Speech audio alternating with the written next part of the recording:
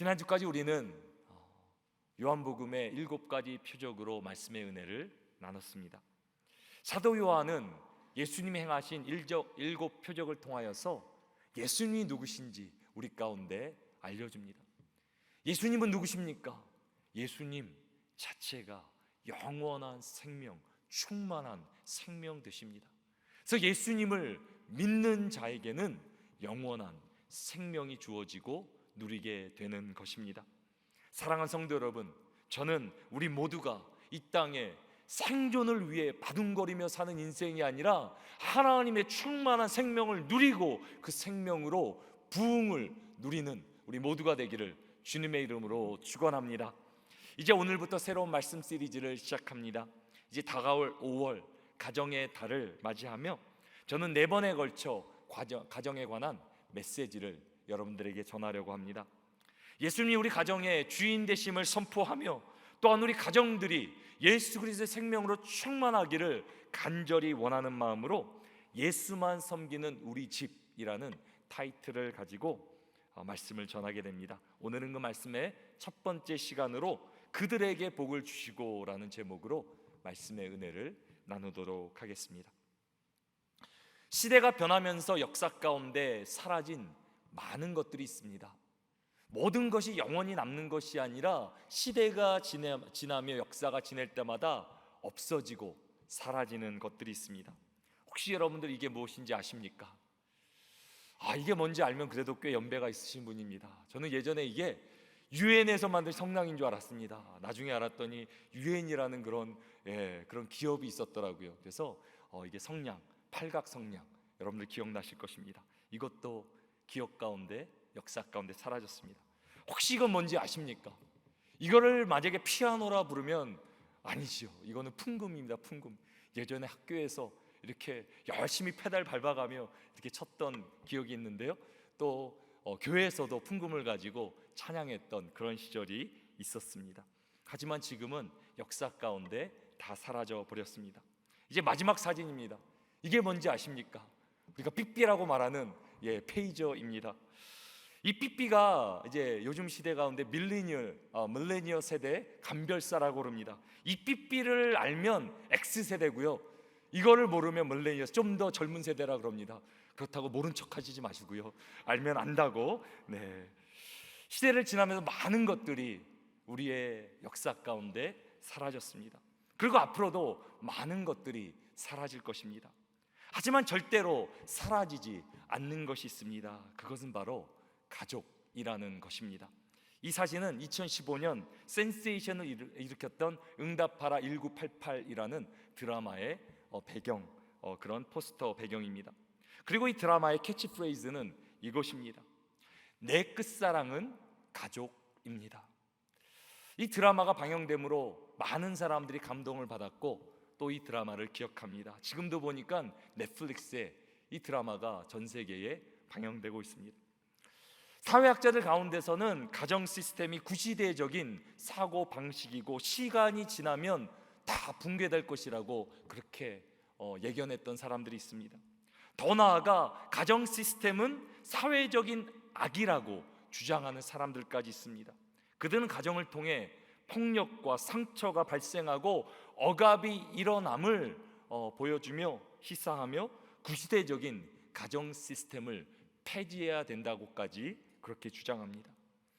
우리는 이 시대만 봐도 우리의 가정 시스템이 얼마나 많이 변화되었는지 우리는 깨닫게 됩니다.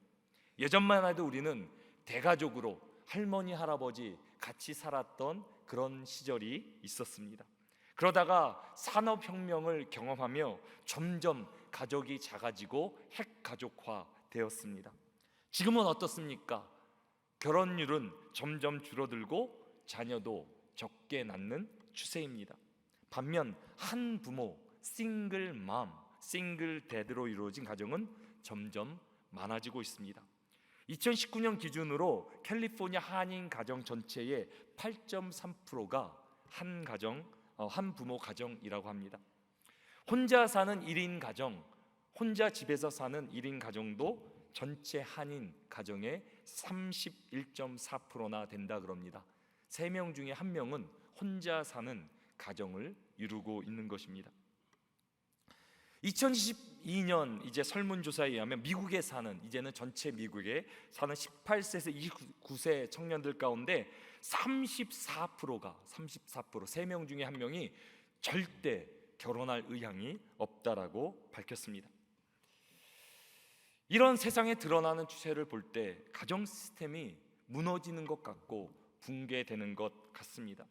하지만 설문을 조사한 그 기관에서 흥미로운 한 가지 사실을 발견하게 됩니다. 그래서 18세와 29세 사이의 청년들에게 그렇다면 가정이 구시대적이냐라고 질문했을 때 이들 가운데 74%가 가정은 구시대적인 사고가 아니라고 분명하게 답하고 가정은 필요하고 중요한 존재라고 인식했다라고 설문은 우리에게 말해줍니다.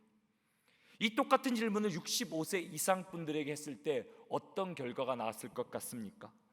3%밖에 차이가 나지 않은 77%가 65세 이상의 분들 가운데 가정이 이렇게 유의미하다, 구시대적이 아니다라고 말했습니다.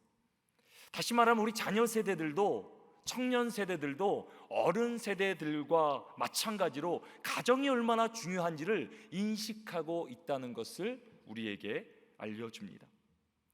가정의 중요성을 분명히 아는데, 필요하고 너무나 중요한데 이 시대 가운데 가정을 이루는 것이 점점 부담이 되고 어려워지는 것입니다. 가정을 이루는 것이 두려워지는 것입니다. 사랑하는 성도 여러분, 이 시대 가운데 가정이 흔들리는 것 같아도 절대로 가정 시스템은 무너지지 않습니다.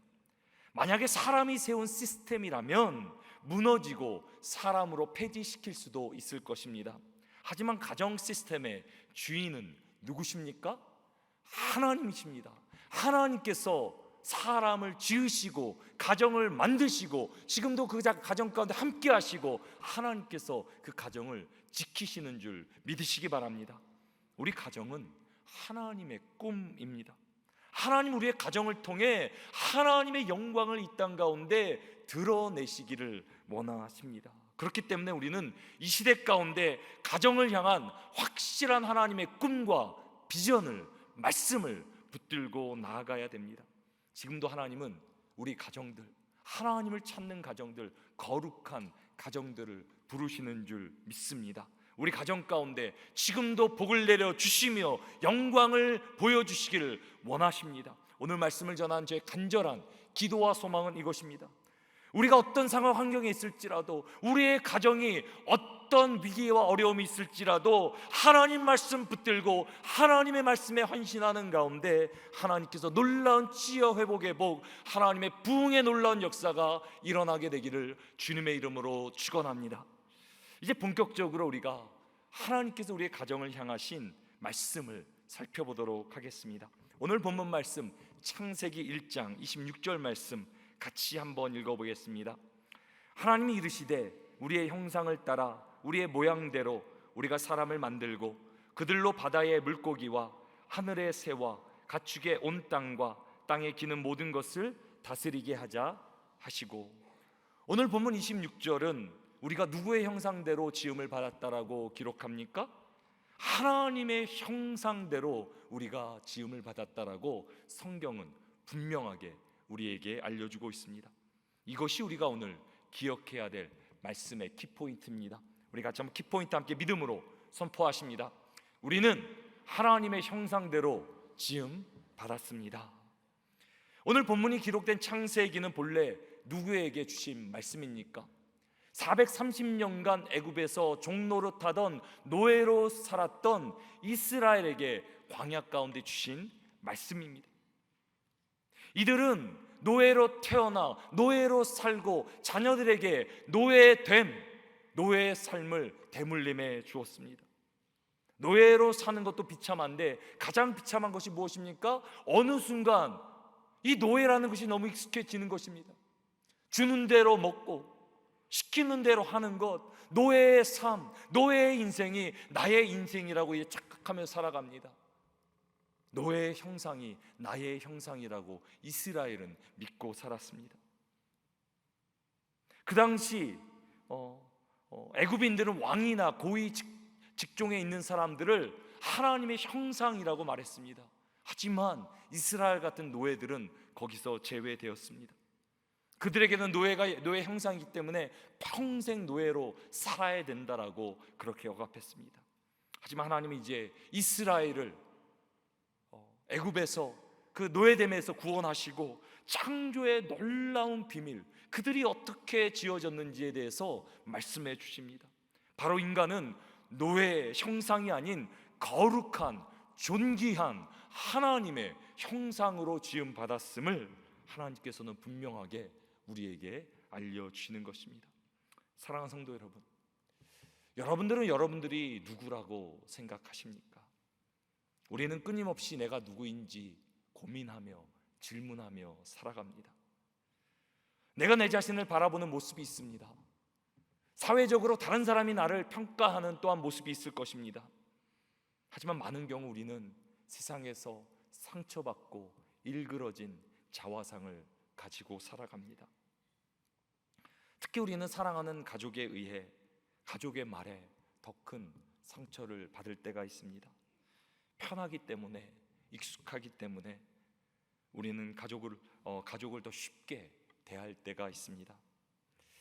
가족으로부터 인정받고 더 이해받고 싶지만 때로 가족들에게 더 인색한 것이 때로 우리의 모습입니다. 그래서 남편을 뭐라 그럽니까? 내 편이 아니라 남의 편이라고 하지 않습니까? 예전에 어떤 분이 저에게 이렇게 상담을 요청하셨습니다. 그리고 이렇게 저에게 말했어요. 목사님, 나 같은 사람도 하나님 믿을 수 있습니까?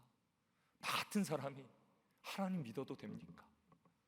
제가 그분 그 말씀하시는데 마음이 무너졌어요. 얼마나 삶이 힘들었으면, 얼마나 마음이 상처가 되고 마음의 자화상이 일그러졌으면 하나님의 은혜를 구할 수도 없는 그런 상태가 되었는가. 제 마음 가운데 그분의 아픔과 상처와 그런 힘듦이 제 마음 가운데 고스란히 느껴지게 되었어요. 혹시 이 시간에 그런 분들이 계십니까? 사람들의 말이 두려워지고 만나는 것이 힘들어지고 삶이 점점 자신이 떨어지는 그런 우리들의 모습이 있습니까? 지금도 우리와 함께 하시며 역사하시는 성령님께서 여러분들의 마음에 함께 하시고 만져주시고 여러분들의 모든 거짓들, 묶여있는 걸 풀어주시기를 주님의 이름으로 축원합니다. 우리는 하나님의 형상으로 지음받았건만 세상에서는 많은 말로 인해 우리는 상처와 일그러진 자화상이 있습니다. 내가 보는 나의 모습도 수시로 바뀌게 됩니다. 어떨 때는 정말 괜찮은 것 같을 때, 어떨 때는 정말 한순간에 실망스러운 것이 나의 모습입니다. 다른 사람의 평가도 상황과 환경에 따라 달라집니다. 하지만 절대로 흔들리지 않고 변하지 않는 것이 있습니다. 그것은 하나님 말씀입니다. 하나님 말씀은 절대로 흔들리지도, 정말 이것은 변하지도 않고 하나님 말씀은 영원한 말씀입니다. 만약에 우리가 진리를 발견한다면 흔들리지 않는 삶을 살려면 무엇을 붙들어야겠습니까? 나의 생각을 붙들어야겠습니까? 세상의 말을 붙들어야겠습니까? 하나님의 말씀을 붙들어야겠습니까? 저는 여러분들 모두가 흔들리지 하나님의 약속, 그분의 진리, 그분의 말씀 붙들고 세상 가운데 흔들리지 않는 삶을 살아가게 되기를 주님의 이름으로 축원합니다. 이제 성경은 하나님의 형상으로 지음받았다는 의미를 우리에게 세 가지로 설명해 줍니다. 먼저 우리는 남자와 여자로 창조되었습니다. 이것이 오늘 우리가 기억해야 될 첫 번째 말씀의 포인트입니다. 우리 같이 한번 믿음으로 고백하십니다. 우리는 남자와 여자로 창조되었습니다. 오늘 보면 창세기 1장 27절 말씀 우리 함께 읽어보겠습니다. 하나님이 자기 형상 곧 하나님의 형상대로 사람을 창조하시되 남자와 여자를 창조하시고, 성경은 분명하게 말해주고 있습니다. 하나님은 자신의 형상대로 사람을 만드셨는데 누구와 누구로 만드셨다 말씀하십니까? 남자와 여자로 창조하셨다라고 말합니다. 성별은 우연히 생긴 것이 아닙니다. 진화의 산물이 아닙니다. 우리가 원하는 대로 성별을 바꿀 수 있는 것도 아닙니다. 성별은 하나님께서 우리 가운데 허락하신 선물이자 하나님의 놀라운 축복임을 믿으시기 바랍니다. 하지만 우리가 사는 세상은 하나님의 창조 질서에 대적하고 있습니다. 젠더라는 사회적 개념을 도입해서 하나님이 주신 성을 내 마음대로, 내 임의대로 바꿀 수 있다라고 주장합니다. 그리고 젠더와 동성 결혼을 자연스러운 것이라고 주장하며 잘못된 성 가치관과 가정 시스템을 우리 자녀들과 손주들에게 학교를 통해, 미디어를 통해 학습시키고 있습니다. 최근에 영국의 한 여자 사립 학교에서 여교사가 11살 우리 여학생들, 11살 여학생들에게 Good afternoon, girls. 좋은 오후입니다. 여자 학생들 그렇게 말했다고 해고를 당하는 일이 있었습니다. 자신을 여자로 생각하지 않는 학생들이 학교 측에 고발을 하고 시위를 한 결과로 일어난 일입니다. 결국 여교사는 해고를 당하고 학생들에게 공식적으로 사과를 하도록 강요를 당하게 되었다라고 이렇게 신문 기사는 전합니다. 또 최근에 캘리포니아에 사는 오로라 레지노라는 한 엄마가 학교를 대상으로 이제 소송을 한 것이 화제가 되었습니다.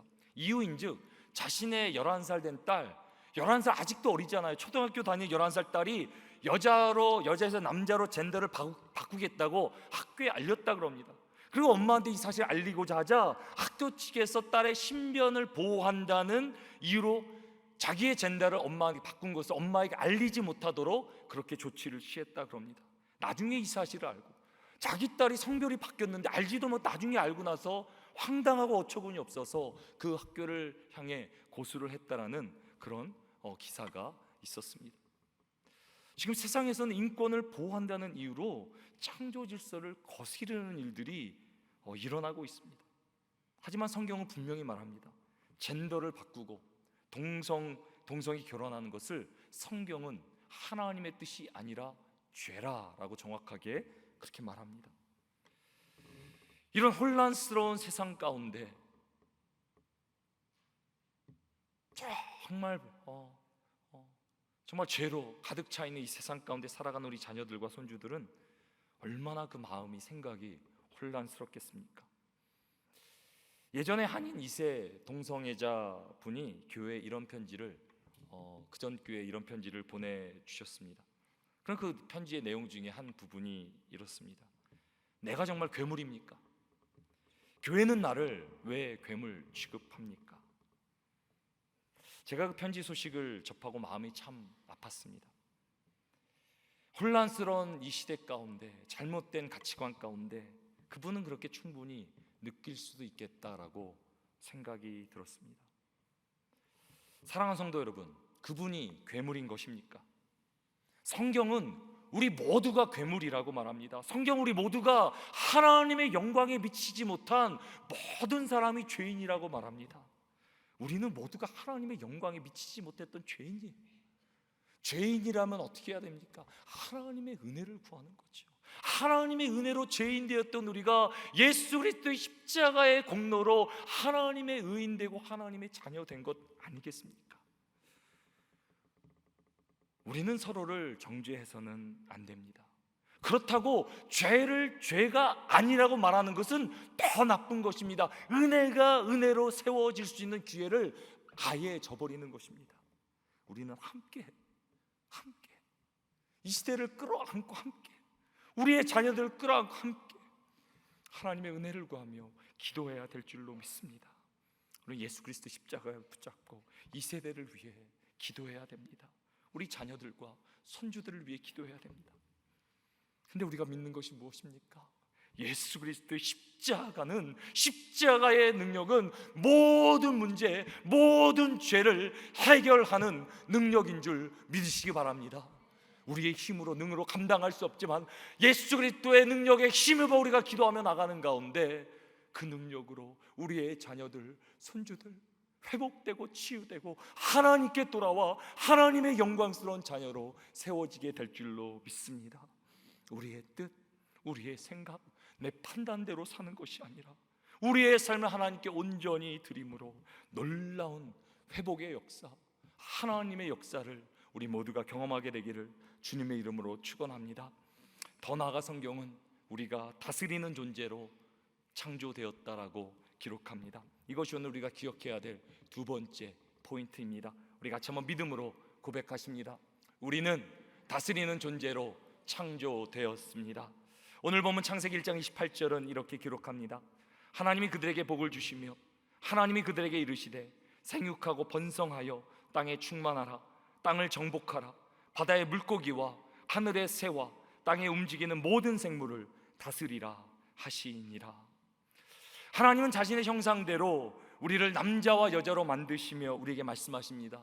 생육하고 번성하고 충만하라. 우리를 향한 하나님의 뜻은 그저 우리가 마지못해 할 수 없어 이 땅의 생존을 위해 살아가는 것이 아니라, 하나님의 뜻은 우리가 충만한 생명을 누리고 이 땅 가운데 부흥하는 것, 부흥의 역사로 나아가는 것, 그것이 하나님의 뜻인 줄 믿으시기 바랍니다. 우리를 향한 하나님의 뜻은 생존이 아니라 부흥입니다. 사랑하는 성도 여러분, 저는 여러분들의 가정이 특별히 하나님 주시는 생명의 충만함을 누리게 되기를 소망합니다. 삶의 부흥이 일어나기를, 어떤 삶의 어려움이 있을지라도 하나님 붙들고 나아가는 가운데 하나님의 부흥의 역사가 임하기를 원합니다. 근데 여기까지는 다른 동물들과 같습니다. 하나님은 다른 동물들을 지으시면서도 생육하고 번성하여 땅에 충만하라, 생명의 복을 주셨습니다. 근데 우리에게는 다른 피조물들에게 주지 않은 한 가지 특별한 복을 주셨는데요, 그것은 바로 세상을 통치하는, 다스리는 그런 권세입니다. 하나님의 형상대로 우리를 만드시며 바다의 물고기, 하늘의 새와 땅의 모든 움직이는 생물, 만물을 다스리는 존재로 하나님 우리를 창조하십니다. 하나님은 인간을 특별하게 만드시는데요, 그래서 창조라는 특별한 단어가 우리에게 사용되어집니다. 오늘 보면 17절에 창조라는 단어가 나오는데, 이것은 히브리어로 바라라는 단어입니다. 바라는 이전에 없었던 것을 최초로 창조하시는, 무에서 유를 만드시는 행위를 뜻합니다. 그리고 바라라는 단어가 가장 먼저 등장한 것은 창세기 1장 1절입니다. 태초에 하나님께서 천지를 창조하시느니라. 무에서 유를 창조하신 것을 의미합니다. 그리고 이 단어는 창세기 1장 21절에서 움직이는 동물들을 지으실 때 사용합니다. 그리고 마지막에 1장 27절에서 인간을 창조하실 때 이 단어가 세 번째로 사용되어집니다. 인간은 다른 피조물에서 진화된 것이 아닙니다. 우리는 다른 피조물과는 전혀 다르게 이전에 없었던 존재, 하나님의 형상을 따라 지음 받았다는 것을 성경은 우리 가운데 분명하게 알려주고 있습니다. 그리고 인간을 창조하신 목적은 바로 모든 만물을 다스리는 것입니다. 그렇다면 이 모든 만물을 다스린다라는 의미는 무엇입니까? 창세기에는 창조 기사가 두 번 나오게 됩니다. 1장과 2장입니다. 하나님이 두 번 창조하셨다라는 의미가 아니라 똑같은 창조 사건을 다른 각도에서 본 것입니다.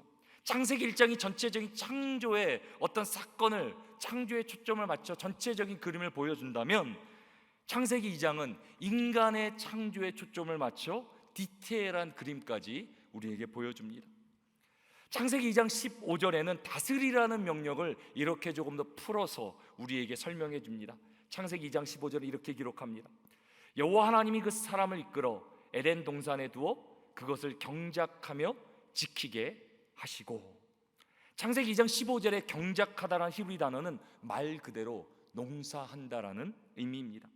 하지만 경작한다는 단어가 지키게 하다라는 단어와 함께 쓰여질 때는 특별한 의미를 가지게 됩니다.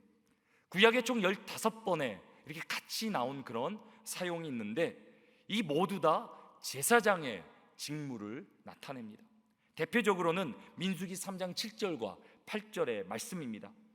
그들이 회막 앞에서 아론의 직무와 온 회중의 직무를 위하여 회막에서 시무하되 곧 회막의 모든 기구를 맡아 지키며 이스라엘 자손의 직무를 위하여 성막에서 시무할지니, 이 민수기 구절은 제사장들이 성막 안에서 이제 시무를 하는 것, 일하는 것을 가리킵니다. 여기 시무하다와 지키다라는 단어가 창세기 2장 15절에 사용된 단어와 똑같습니다. 무슨 말입니까?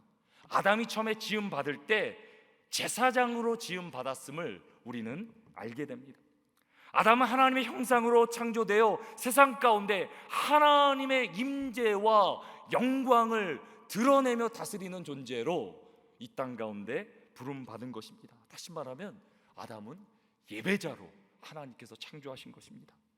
아담에게도 세상을 사는 것, 세상에서 일하는 것, 농사하는 것, 모든 것이 하나님께 영광을 돌리는 예배의 삶이었습니다.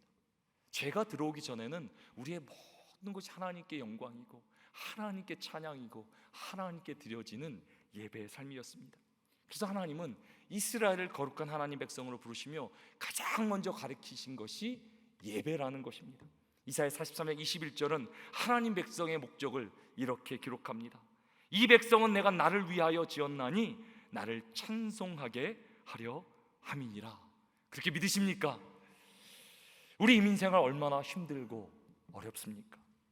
이민생활 가운데 가정을 온전하게 이룬다는 것 만만치 않습니다. 그러면서 자녀를 또 양육하며 살아가는 것, 하루하루 사는 것이 어쩌면 전쟁 같은 그런 순간들 아닙니까? 또 이 자리에도 우리 가정 가운데 힘들고 어려운 가정들이 분명히 있을 것입니다. 또 싱글맘이나 싱글데드 같은 그런 한 가족을 이룬 분들도 계실 것입니다. 통계에 보니까 캘리포니아 한인 가정들 12명 중에 한 가정이 한 부모라 그러는데 2명이 함께 키워도 힘든데 혼자 자녀를 돌보려니 얼마나 힘들고 어렵겠습니까? 우리 특별히 이 시간 가운데 가정에 어렵고 힘든 분들, 하나님의 특별한 은혜가 여러분들 가운데 함께하기를 주님의 이름으로 축원합니다. 하나님 우리를 환경의 지배 당하는 게 아니라 환경을 다스리는 존재로 우리를 지으셨습니다. 우리 가운데 어떤 가정의 문제, 부부의 문제, 자녀의 문제, 경제의 문제 있더라도 우리는 세상에 눌림을 당하고 어떤 환경이 우리 가운데 찾아올지라도 우리가 하나님을 예배하며 하나님의 목적이 회복되어질 때 하늘문이 열리고 하나님 나라가 임하고 하나님의 뜻이 하늘에 이룬 것처럼 우리 가운데도 임하게 될 줄로 믿습니다. 우리는 세상에 눌림을 당하는 존재, 다스림을 당하는 존재가 아니라 우리는 세상을 다스리는 존재로 지음받았다. 성경은 분명히 우리 가운데 말해주고 있습니다. 저는 더 나아가 하나님께서 여러분들의 입술 가운데 말씀의 권세, 세상을 다스리는 권세를 여러분들의 입술 가운데 부어주시기를 주님의 이름으로 축원합니다. 맨날 여러분들 말할 때 안 된다, 죽는다, 못하겠다, 소망이 없다, 끝났다 하지 마시고요, 된다, 될 수 있다, 소망이 있다, 할 수 있다, 여러분들 입술 가운데 믿음으로 선포하는 가운데 세상을 다스리고 세상에 지배받는 것이 아니라 세상에 하나님의 놀라운 영광을 보여주는 여러분들 되기를 주님의 이름으로 축원합니다. 우리 시간에 믿음으로 함께 한번 선포해 보도록 하겠습니다. 예수 그리스도의 이름으로 명하노니, 예수 그리스도의 이름으로 명하노니 우리 가정에 묶인 것들은 다 풀어질지어다. 예수 그리스도의 이름으로 명하노니 우리 자녀에 묶인 것들은 다 풀어질지어다. 믿으십니까? 우리는 하나님께서 다스리는 권세를 주셨어요. 예수 그리스도를 믿고 믿음으로 선포하는 가운데 길이 열리고 하나님의 놀라운 역사가 이루어지는 정말 하나님의 권세가 우리 가운데 있는 줄 믿으시기 바랍니다. 우리는 세상에 눌리는 존재가 아니라 세상을 다스리는 존재입니다. 우리가 하나님을 예배하며 찬양하는 가운데 하나님 역사하시는 거예요. 더 나아가 성경은 우리가 복으로 사는 존재라고 우리 자신들을 가르쳐 줍니다. 우리는 복으로 사는 존재로 창조되었습니다. 이것이 오늘 우리가 마지막으로 기억해야 되는 세 번째 포인트입니다. 우리 같이 한번 믿음으로 고백하십니다. 우리는 복으로 사는 존재로 창조되었습니다. 오늘 본문 창세기 1장 28절 말씀 같이 한번 읽어보겠습니다. 하나님이 그들에게 복을 주시며 하나님이 그들에게 이르시되 생육하고 번성하여 땅에 충만하라 땅을 정복하라. 바다의 물고기와 하늘의 새와 땅에 움직이는 모든 생물을 다스리라 하시니라. 하나님은 자신의 형상대로 우리를 창조하십니다. 우리가 만물을 다스리는 사명을 주십니다. 그 사명을 이룰 수 있게 어떻게 하십니까? 복을 주신다. 복을 주신다. 하나님 우리 가운데 약속하십니다. 하나님이 그들에게 복을 주시며, 하나님이 그들에게 복을 주시며. 사랑하는 성도 여러분, 하나님은 지금도 우리에게 복 주시는 분이심을 믿으시기 바랍니다. 우리가 하나님보다 복을 더 우선시하는 그런 신앙을 기복신앙이라고 부릅니다. 하나님을 복의 수단으로 여기는 신앙은 참 안 좋은 신앙입니다. 하지만 기복신앙보다 저는 더 안 좋은 신앙이 있다라고 생각합니다. 하나님의 복을 아예 구하지 않는 신앙입니다. 하나님을 믿는다 하면서 내 힘으로, 내 노력으로, 나의 열심으로 모든 것을 해결해 보려 하는 것은, 그거는 신앙도 아닙니다. 불신앙이에요. 하나님의 복을 구하지 않는 것은 영적 교만이에요. 우리는 하나님의 은혜 없이는 한순간도 살 수 없는 하나님의 복으로만 살 수 있는 존재임을 믿으시기 바랍니다. 우린 복으로 살 수 없어요.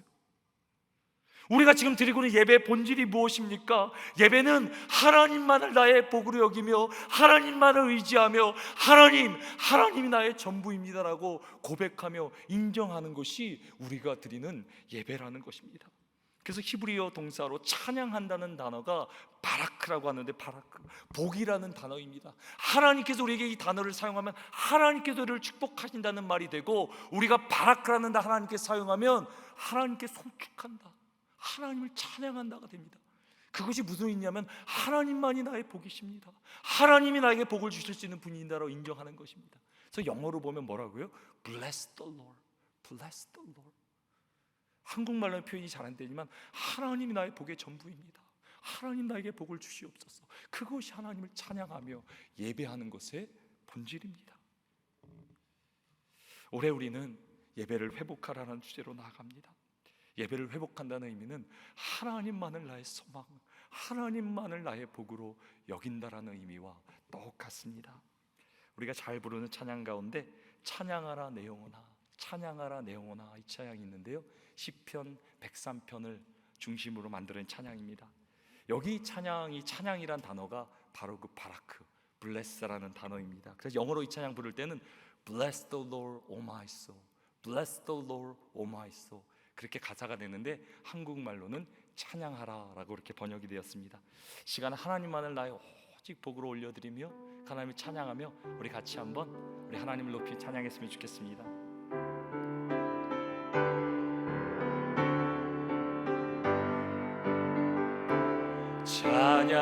찬양하라 내 영혼아, 찬양하라 내 영혼아, 내 속에 있는 것들아 다 찬양. 우리 한 번 더 찬양하십니다. 찬양하라 내 영혼아, 내 영혼아, 찬양하라 내 영혼아,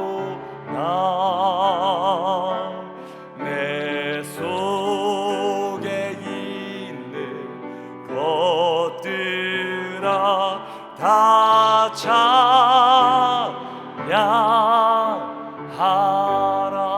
찬양하라. 하나님만이 나의 복이심을 믿으십니까? 그렇게 믿는 자에 하나님께서 놀라운 복으로 함께 하실 줄 믿습니다. 이제 말씀을 맺겠습니다. 하나님은 자신의 형상대로 남자와 여자를 창조하시며 가정을 이루게 하십니다. 만물을 통치하는 사명을 주시며 그 사명을 이루기 위해 모든 복을 우리에게 허락하십니다. 그래서 우리 가정은 세상 가운데 무너지고 쓰러지는 것 같아도 성경은 뭐라고 말합니까? 하나님께서 창조하신 최고의 걸작품이라. 우리의 가정을 하나님은 그렇게 말씀하십니다. 사도 바울은 가정 가운데 주신 하나님의 비밀이 크다, 이 가정 안에 하나님의 나라, 하나님의 비밀이 담겨 있다라고 사도 바울은 그렇게 말합니다. 사랑하는 성도 여러분, 이번 한 주간도 세상의 가치를 붙들고 살아가는 것이 아니라 하나님의 말씀, 하나님의 약속, 하나님의 복을 붙들고 살아감으로 하나님 주시는 모든 복을 누리는 우리 자신들, 우리의 가정, 우리의 삶이 되기를 주님의 이름으로 축원합니다.